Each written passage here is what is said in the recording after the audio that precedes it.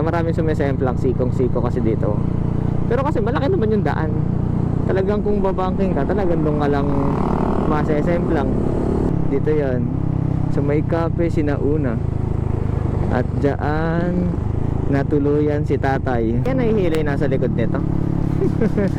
Sakit siguro sa ulo niyan.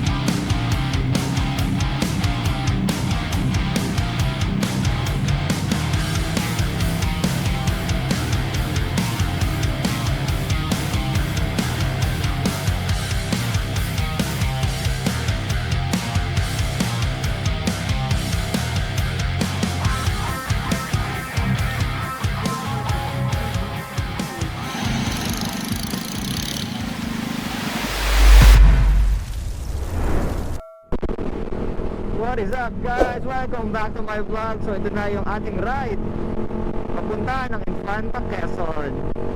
So today is I think April 16, 17. So Thursday, basta yung Thursday. So, makikita nyo napakadami nagra-ride pa norte tayo, pa south. Well technically pa east ata. So tara, samahan nyo kami sa aming biyahe. Daan tayo ng Marilake, punta tayo ng Infanta, at pauwi daan tayo ng Real and Pililla. Good morning Manila. So ngayon tayo ay nasa I think Mandaluyong ba to? Ortigas. Yan. So dito tayo pinadaan ng Waze.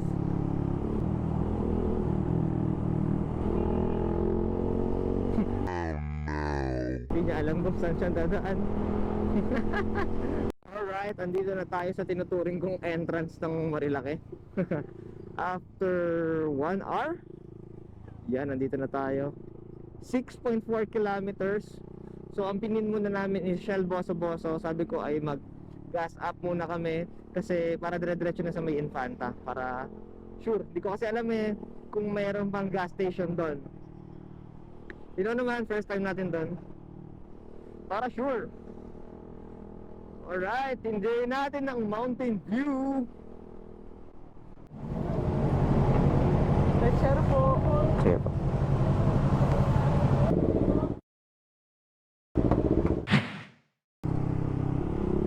Alright. So kung matatandaan nyo, yung nangyaring barilan dito yun Ayan si Kuyang Inasal. Dito yun. So may kape sinauna. At dyan natuluyan si tatay.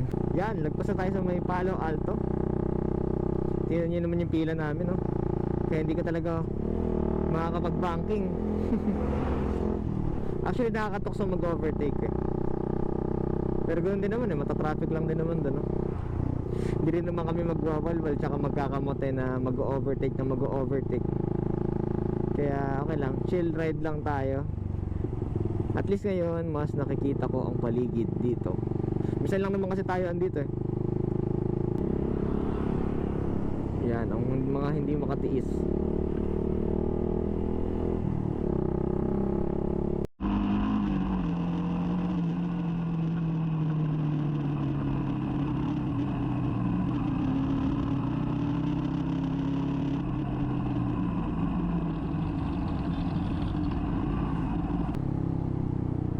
Ito nga.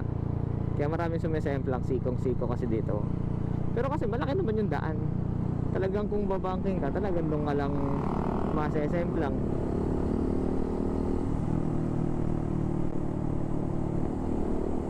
Bawal lang tumambay doon. Mukha namang maganda ang view. Yan, Tanay Highlands. Alright, let's go.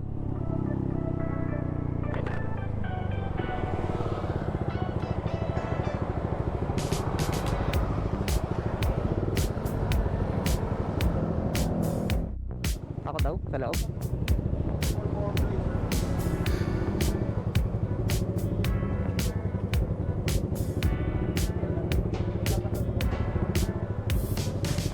Saan ba, Ting?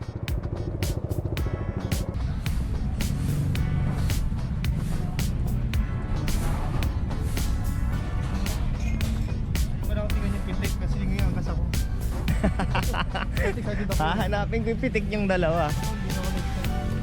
Bakit? May angkas daw kasi siya. At least ako.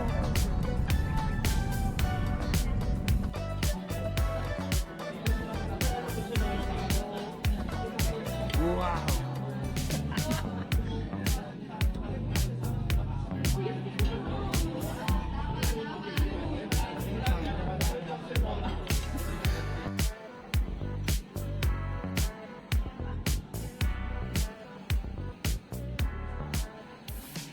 So after dun sa Tanay Highlands, tayo naman ay diretso na sa Infanta. So sa Infanta Arc yung pupuntahan natin ngayon. More likely ay hindi na kami maliligo sa Lola's Haven ba yun, resort, kasi feeling ko marami ring tao. So diretso check in na kami. Ganda oh. Diretso check in na kami dun sa hotel, pahinga, kain ulit. Basically ganoon lang naman talaga ride namin, kain, ligo. Kain, ligo, tulog, kwentuhan. Si Kuya naman. So yan, balikan ko kayo pag malapit na tayo sa Infanta Arc. Yan, nakakain na rin tayo dito sa Cafe Catarina. Catarina ba? Catarina? Catarina nga. Okay yung food dyan actually, tsaka yung view. Yung cafe niya maganda rin, masarap.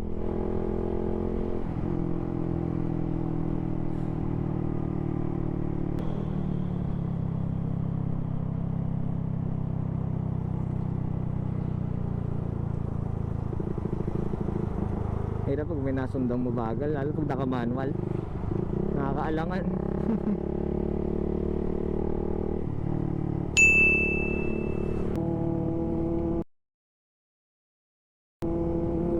Ba to? 4 hour.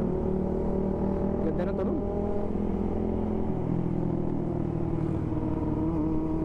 Nice. Solid.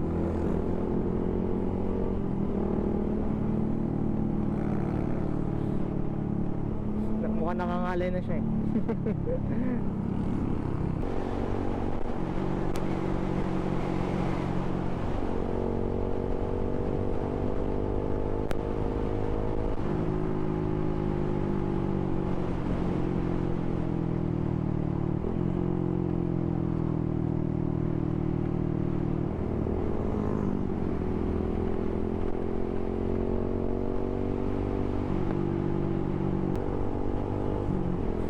Mukhang pakesta na to ah.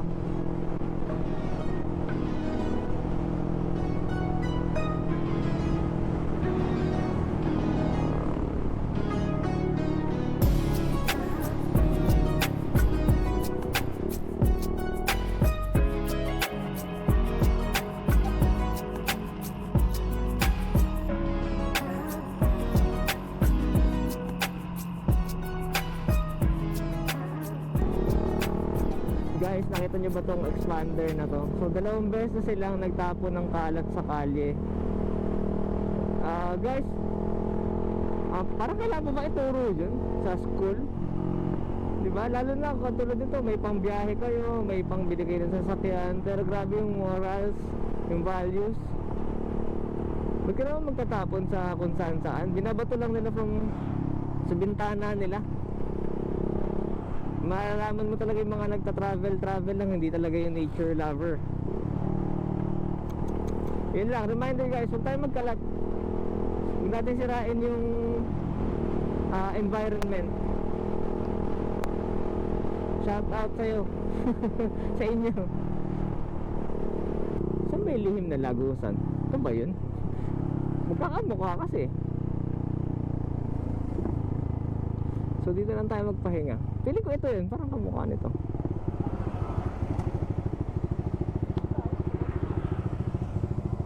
Feeling ko ito nga yun.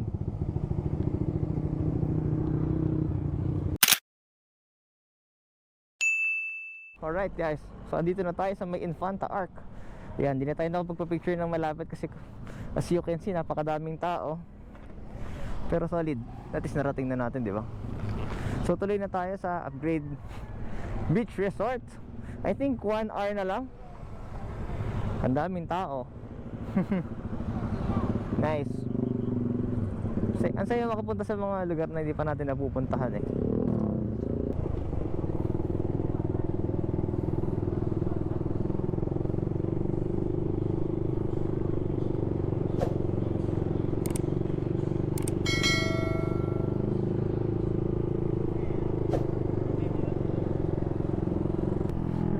Lusong.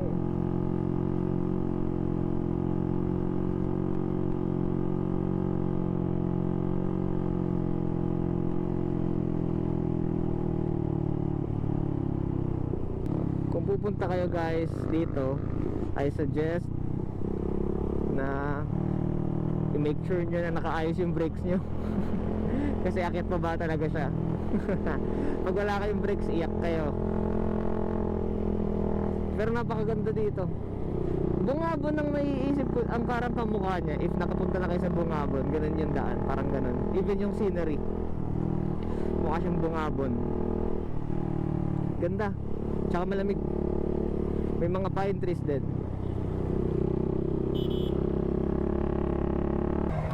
Yan, nagpahinga lang tayo dito sa may Lola's Haven Resort. Sa may Pinlock Bridge. Nakita na rin namin yung Pinlock Falls. Pinahinga lang din namin yung motor namin kasi dire-diretsong puro pababa. Grabe yun.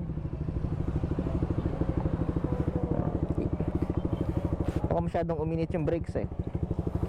Yan! Let's go again. Siguro pero medyo malapit na siguro itong mga bossing.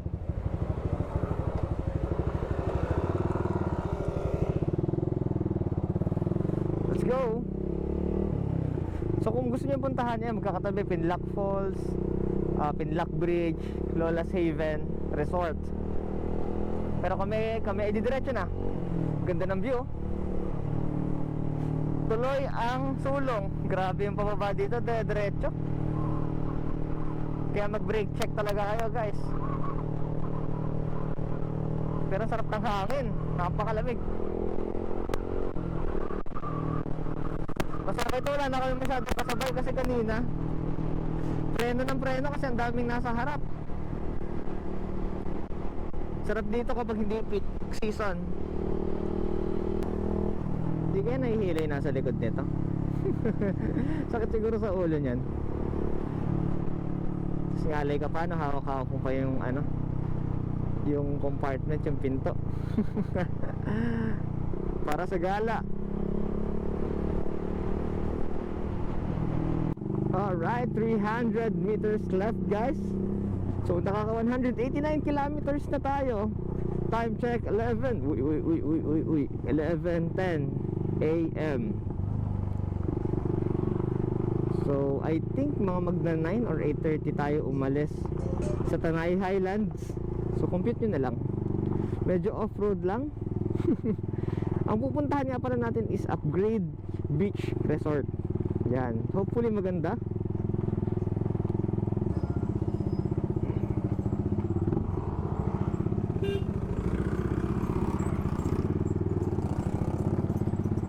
Hintik pa kaming maligaw. Nakatago kasi araw eh.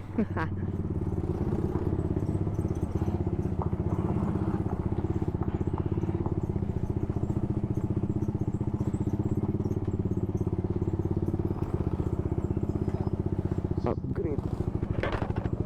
Yes, sir. Upgrade Beach Resort po. Meron sa bisa, sir. Opo. One eternity later.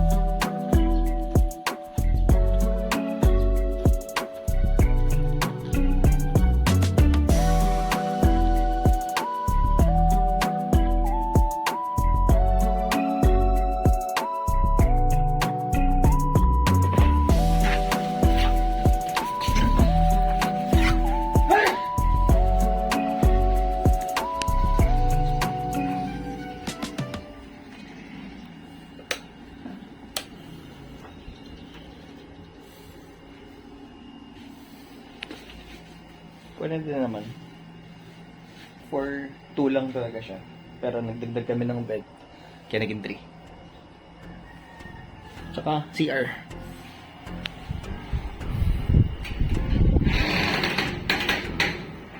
Yan.